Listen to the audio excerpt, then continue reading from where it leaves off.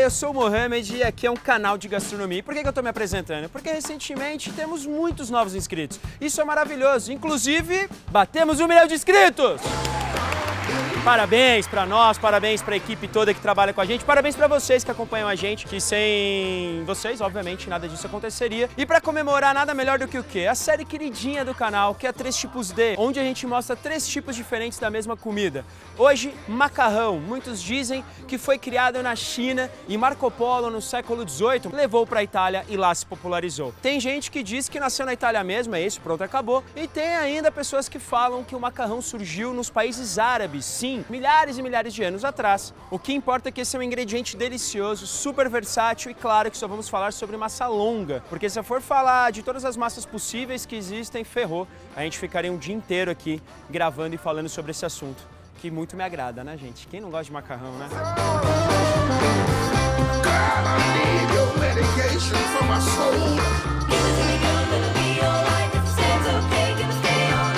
Quando falamos em macarrão, todo mundo pensa em o quê? Itália! Por isso estamos aqui na Osteria del Petit Rosso para falar com o Marco Renzetti. Ele é romano e é de lá que vem as minhas massas longas favoritas, como cacio e pepe.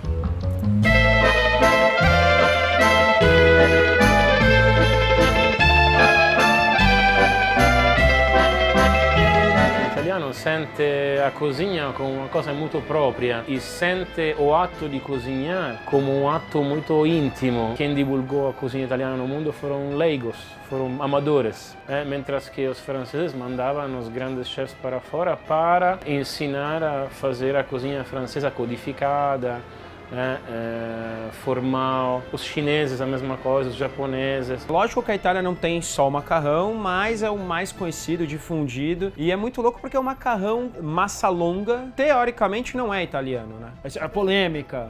A China, com certeza, é o lugar mais acreditado para... Que começou esse formato, Sim. né? A massa recheada, ela talvez seja mais antiga a introdução do consumo de massa recheada na Itália. A massa recheada na Itália nasce no século XIII, só que nasce no nordeste da Itália. Essa região da Itália nessa época estava muito em contato com o Oriente. Isso sugere que a massa recheada também seja uma contaminação oriental. Ah, como os dumplings, por exemplo, chineses. Por exemplo, ou como as massas recheadas árabes.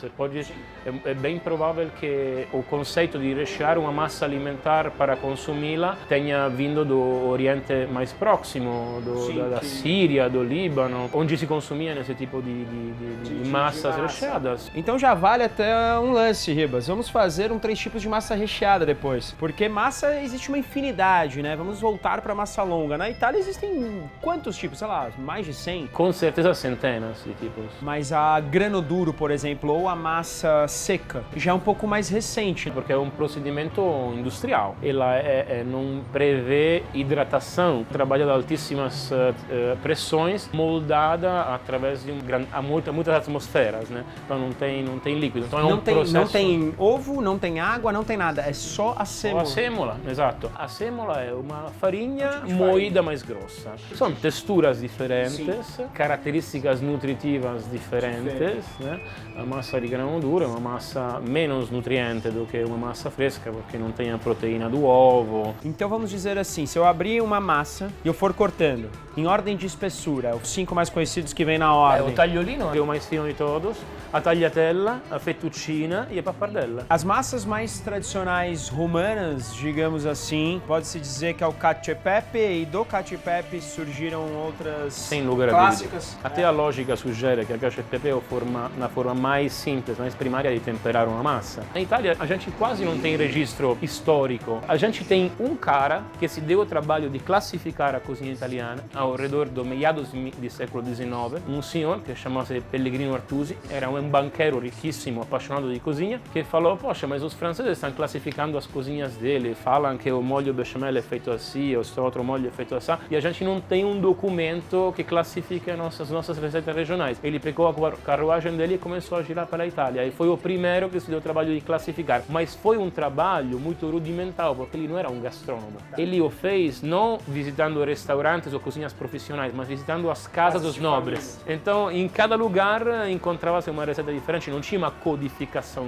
Por isso que até hoje em dia pensar em colocar historicamente um prato é muito complicado. Para você que não está entendendo muito, você vai entender agora, porque eu vou experimentar e mostrar para vocês os principais pratos romanos. E por favor, chefe, vou tirar um sarro dele. Al dente. Al dente, não precisa nem falar. Né? Valeu. Beleza.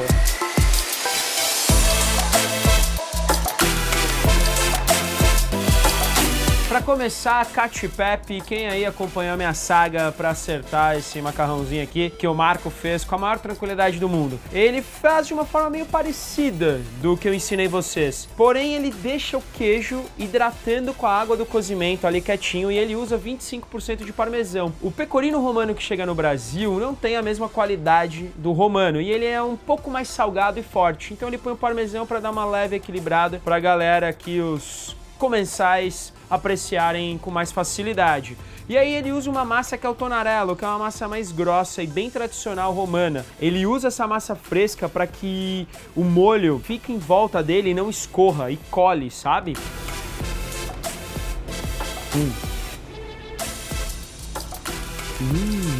Muito bom. E esse é um prato muito simples, não na forma de fazer, porque existe técnica, mas nos ingredientes, que só leva queijo, macarrão e pimenta do reino. Ó, Ribas, vai, hein, daí. Tá cru, não sei o quê.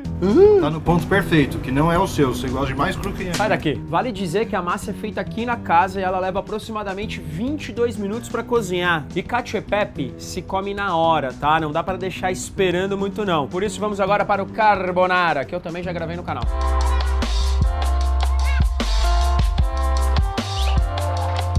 E agora o famoso carbonara, que leva gema de ovo, pecorino romano, guanciale, que é a papada do porco curada, e bastante pimenta do reino. E a massa que ele usa é o tonarelli também, porém esse ele é mais fino, tá vendo?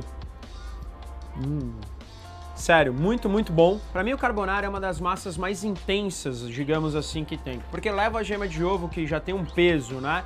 O guanciale, a pimenta do reino, a própria massa. E para você que tem dúvidas aí, o que é curado com defumado, qual a diferença da pancetta, guanciale e o bacon? Pancetta, barriga do porco curada. Guanciale, papada, próximo da bochecha do porco, curada. Bacon, você pode ter bacon de costela, lombo ou até de barriga, porém é defumado. Defumado é quando ele é cozido na fumaça.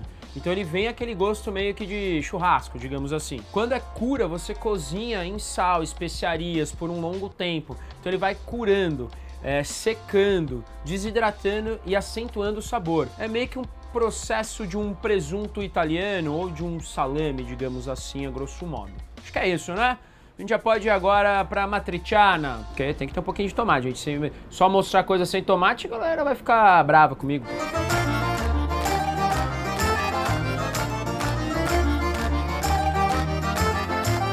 Essa é a última variação do cacio e pepe, que é o spaghetti alla matriciana. E a massa é diferente do carbonara, apesar de serem parecidas. A do carbonara era um tonarello, massa fresca. Essa já é uma grano duro, pasta seca, que é um espaguete. Então essa massa não é hidratada, é só farinha prensada. E aí ela fica nesse formato, assim, é muito louco. Eu não sabia que só uma semolina, uma farinha de sêmola, viraria um espaguete. Então antes, deixa eu ver a diferença, porque a textura e o sabor com certeza devem mudar. Ela dá umas coladinhas a mais na boca, assim. E não é no dente, tá, Ribas? Você encontra massa de grano duro em alguns empórios mais especializados. Não é tão simples e é diferente, sim, daquela tradicional que a gente encontra na maioria dos supermercados. E olha que eu nem sou muito fã de molho de tomate. É bem gostoso, mas ainda meus preferidos: cacio e pepe e depois carbonara. Então aqui na Osteria del Petit Rosso não tem só macarrão, obviamente, porque nem só disso vive a culinária italiana. E é assim, comendo um bom alla matriciana, que eu me despeço dos macarrões italianos.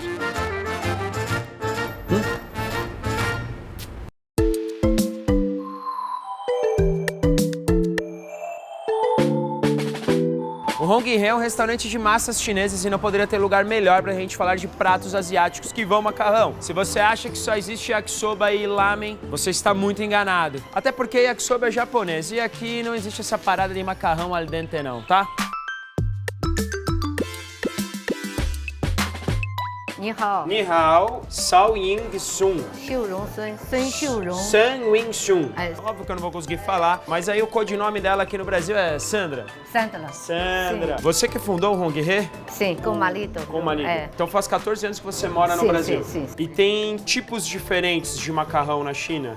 Todo lugar diferente. Quantos tipos de macarrão tem na China? Muitos. Tem muito. Tem pote grosso, tem pote fino, tudo pode fazer. Aqui, brasileiro, Brasil, não gosto do macarrão muito grosso. E venho pra cá por quê? É, eu gosto do Brasil, gosto aqui. A gente bom, como fala, não muito frio, não muito quente. Aqui, talvez São Paulo, como fala português? Obrigado, Sandra. Não, Agora eu vou obrigada, comer tá? que eu tô com fome, tá? Como é que Obrigada. fala tô com fome em chinês? 就是想吃了，想吃饭，是饿了，饿。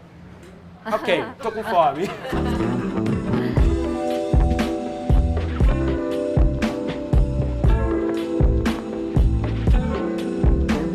Antes de mais nada, como é feita a massa que vocês usam aqui nos pratos? O macarrão bom é diferente do outro macarrão. Esse é tudo fazer antes, o macarrão mexer, descansar, aí macarrão mais duro ele. Muito difícil, para mesmo 12 horas esse macarrão fazer. 12 horas? Isso. E é só água e farinha? Isso, e sal. E depois vocês passam ela num rolo, alguma coisa assim, ou não? Abre tudo na mão? Não, é tudo na mão. Meu, é muito louco, sério, porque eles enrolam, desenrolam, aí dá 2 batidas, sai um monte de macarrão. Aham. E aí fica muito comprido. Então por isso que tem tesoura? Te dou mais comprido o macarrão? Então eu vou experimentar. Esse aqui qual que é? Nyurumen, é carne de músculo, Nyuryumen é com carne e o chow mein, com fruto do mar. frutos do mar e Isso, porco. pimentado, isso. Qual que você gosta mais? Porque se não dá pra eu comer tudo isso. Esse melhor. Esse aqui, então vamos Isso. nesse aqui. É a mesma massa, o que muda é o molho e os acompanhamentos. Aí, ó, ficou grande, o que você faz? Olha isso, ó. Vem aí, certo? Certo. Corta. Isso. Põe no prato.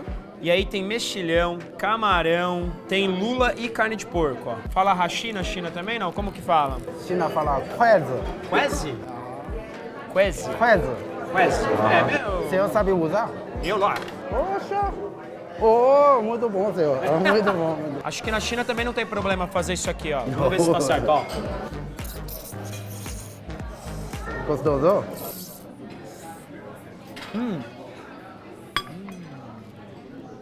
Muito bom. Aham. Muito quente. Então o que acontece? Não é feio você pegar o macarrão e fazer esse barulhinho. Você vai esfriando o macarrão pra vir na boca pra você não queimar. Tá certo? Aham. E nem é tão apimentado, né? Aliás, ó, esse molinho aqui, pode pôr esse ou fica muito? Pode, você Isso pode, aqui, ó, é uma coisa muito gostosa, gente. Então só um pouquinho, pode pôr? Pode. Só um pouquinho, com camarão. Forte. Eu acho que eu exagerei. Nossa senhora. É água? Gente, quero um pouquinho de água. Cuidado com o molho. É forte, mas é uma delícia. Mas posso falar? Já passou. Aí você vem aqui, ó, vamos experimentar só o caldo, dar uma fundadinha. É um caldo de carne mais grosso, olha isso. Ele é bem sedoso, muito por causa do colágeno do músculo. Nossa, tá difícil de saber qual que é a melhor. Muito bom. Todos os pratos aqui vêm grande assim. Sim, sim. Não tem meia porção. Não tem. Tem que vir com fome. Aham. Melhor. Aí sozinho comeu. Você come sozinho um desse? Lógico. Vai vir agora mais 2 pratos completamente diferentes desse.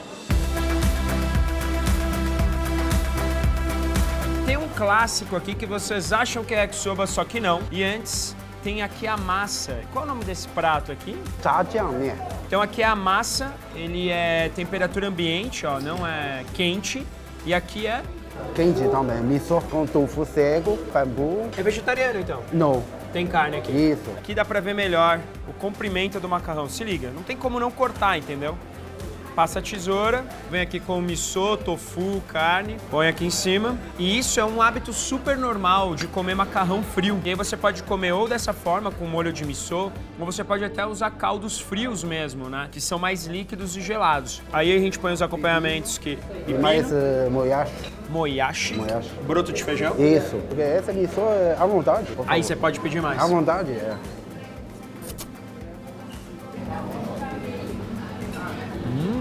Bom. Muito diferente, né? Como o chinês come macarrão e o italiano. Olha, tudo os máquinas. Macarrão italiano, massa italiana, tudo máquina. Máquina, tá. Isso, aí chinês come tudo fresquinho. Tudo massa mexido fresco. Não é do antes. Tem muitos lugares na Itália que tem as senhoras, as nonas, que fazem a massa na mão. Mas na Itália também tem a massa mais seca. Na China, não. Na China, tudo é artesanal, é tudo na mão. Isso. Mas eu acho que a Itália foi muito importante para divulgar pelo mundo a cultura do macarrão. Você acha isso também? Não sei. Eu gosto de comer macarrão chinês. Mas e o macarrão italiano? Não, Não gosta? não gosto não. Então, eu vou agora para o mais famoso. Como que é o nome deste prato aqui? Chow mein. Chow mein? Isso. E se alguém chega e fala, isso aqui chama yakisoba? Yakisoba. Mas não é yakisoba. É yakisoba, mesma coisa, só é língua chinesa. Olha só, aqui. Esse já não é o macarrão que você faz aqui, é um diferente. Esse já é o macarrão seco. Porque ele ia fritar. E aí é completamente diferente. A massa ela é muito mais resistente. Mesmo ela tendo aqui parada há uns 10 minutos, ainda tá meio que al dente, sabe? Al dente, pronto. Vamos experimentar. Muito bom. Essa é de bom. E a grande diferença no preparo desse prato, para os que a gente vê também em outros lugares, que ele não grelha a carne. A carne ela é cozida no molho e aí numa outra frigideira são grelhados os vegetais. E aí depois junta tudo com o macarrão. Isso, fazer do molho, depois acima do macarrão. Gyoza? Chama gyoza na China Gyoza, também? gyoza. Aqui no Hong Hee eles não tem só pratos com macarrão, apesar de ser a especialidade. Tem o gyoza, camarão empanado. Tem muito, tem fritado, tem outro criado, a vapor, pão chinês, é Muita coisa. E uma coisa legal é que o cardápio tá escrito em chinês e tem também português, só que tem número do lado. Porque provavelmente antigamente não tinham pessoas que falavam português no salão. Então a pessoa tinha que falar um número para ficar mais fácil e claro, tem uma fotinho do lado, né? É isso. Vamos experimentar o gyoza, um pouquinho da pimenta. Vale dizer que no final do cardápio tem pelo menos aí umas 15, 20 opções de pratos vegetarianos. E olha o sorrisinho na cara do Ribas, filma ele ali rindo. Seria o gyoza um ravioli chinês ou seria um ravioli um gyoza italiano? Só que esse vai ser um outro 3 tipos D. Porque agora nós vamos ver um prato típico espanhol que leva macarrão. Ou vocês acham que a comida espanhola é só paella?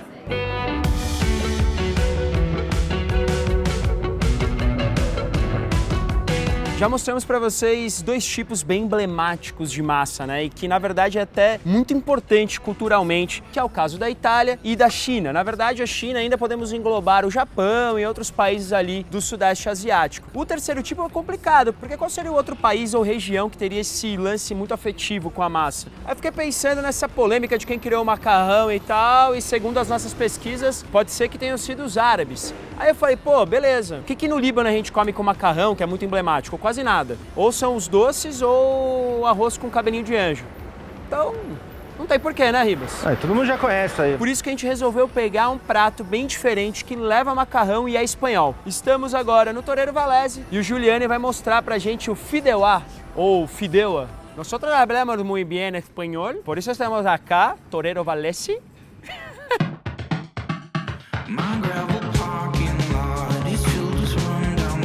Por que falam fideuá se é fideua? Ou é fideuá e não é fideua? Em Valência eu já ouvi falar fideua e aqui no Brasil a gente fala fideuá. Porém, na Catalunha já ouvi falar fideuá. Ou seja, a fideuá é minha, eu falo do jeito que eu quero. Então aqui é fideuá. Aqui é fideuá. Qual que é a história do fideuá? É um prato recente até, eu achava que ele era mega tradicional. Como a paella vem já de muitos anos. E se existia aquela história das mulheres ficarem esperando que o pessoal ia pescar ou caçar, num belo dia, isso literatura pura. A paella então foi criada assim, os homens na época, né, iam Pescar ou pescar. caçar. Um belo dia, voltaram os famintos dos homens, chegaram em casa para fazer uma paella e não tinha arroz. Abriram a despensa e viram o macarrão e colocaram no lugar do arroz. depois o macarrão. Uma coisa que eles levam à risca em Valência desse prato é feito somente com coisas do mar.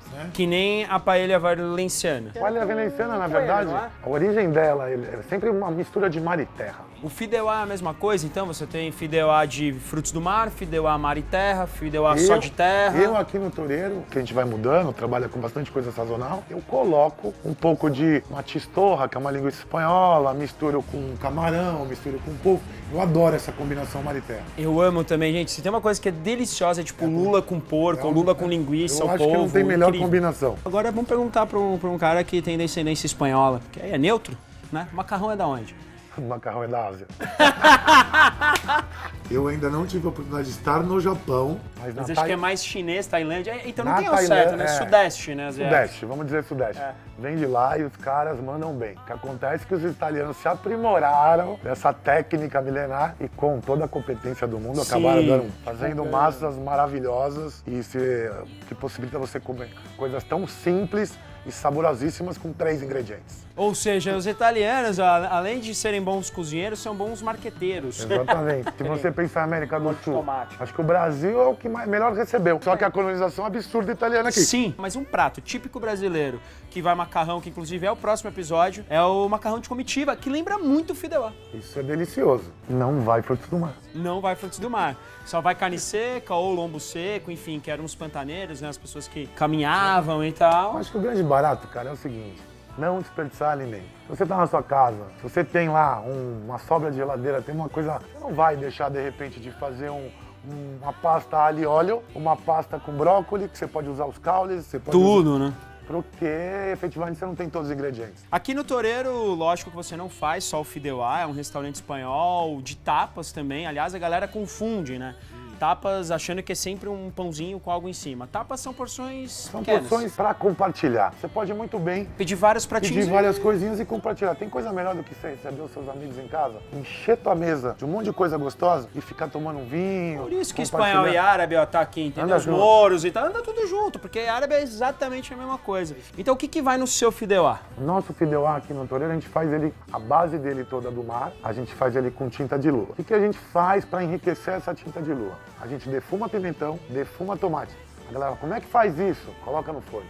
Só isso. E deixa tostar. A gente incorpora isso na tinta de lula, mais o caldo e processa. E faz uma base. Com essa base pronta, a gente efetivamente cozinha o nosso macarrão. Mas antes de cozinhar o macarrão, você tosta ele? Antes do macarrão ser cozido, como ele é um macarrão bem fininho, a gente vai saltear ele só no azeite, praticamente quase queimar ele, para na hora que a gente for comer ele ter uma textura que lembra o al dente, mas não é al dente. Sim, não fica. Ele vai estar crocante. E para substituir o aioli, que é a maionese de alho espanhola, como a gente já está usando a tinta, que ela é um pouco mais forte. Intensa, né? A gente colocou um chantilly de limão siciliano para dar uma suavizada nesse prato. Por favor, pode ir pra cozinha preparar que eu tô aqui aguardando.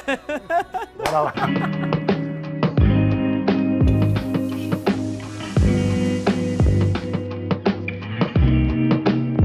Olha só, que lindo, lindo, lindo que tá. Ele serve realmente numa paeleira, tá vendo? Ele dá uma coladinha mesmo no fundo e é proposital. Ele fica bem sequinho. Ó, vou experimentar ele puro primeiro. É bem gostoso, você sente bastante tomate. Vamos ver agora com chantilly. Nossa, que louco, velho. Melhor, hein? Já era bom com chantilly, ó. Polvo que eu adoro.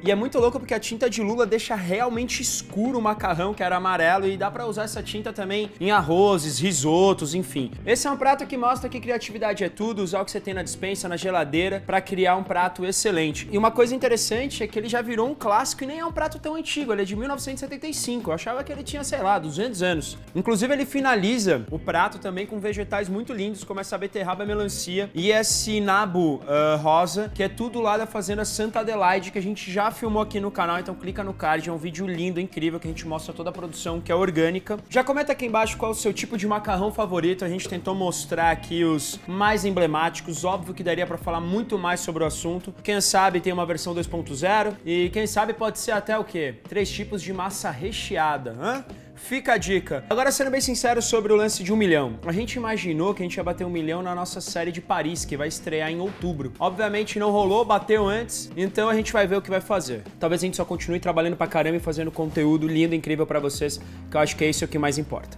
Valeu e até o próximo, que eu vou continuar comendo, que tá incrível.